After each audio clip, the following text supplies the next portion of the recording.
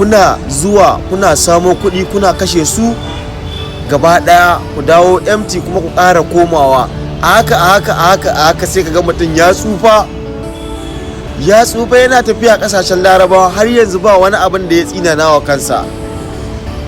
Lallai 'yan Nijar, wannan shawara ce kyauta nake baku, lallai ku buɗe idonku, wallahi ku buɗe idonku. Ƙasar Libya da Algeria ba ƙasashe bane masu garanti ba wanda zaka ce kullun kai kana kan wannan hanyoyi kullun.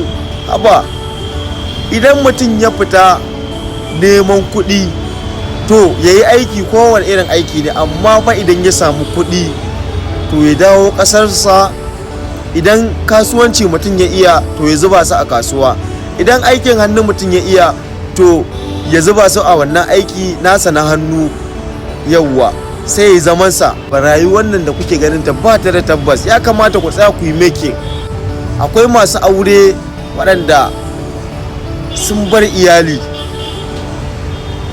amma neman ake yi, amma abin ya ƙi samuwa. Kullum iyali fa sai an turo musu, akwai ko babu sai an turo. Ta za a yi mutum ya iya samu ya ajiye wani abu? Kafin ka ajiye iyali shine za ka yi tunani ka san meye za ka yi, ba sai ka yi iyali ba kuma ka dawo kana ya za a yi. Tun farko da ka fara fita ƙasashen waje to ya kamata a ce ya zama na kana da planning, kana da wato lissafi na abin da zai fishe ka, ba wai lissafin ka kai kullum wani aiki za ka wa balarabe ba wani waye. haba ka fita manami saba. Gaskiya 'yan Nijar da sake da Allah, duk wani dan Nijar da ya saurari wannan bidiyo ya yi sharing din shi, saboda akwai 'yan uwa waɗanda nake so wannan sako ya je zuwa gare su, saboda na san cewa su sun san kansu.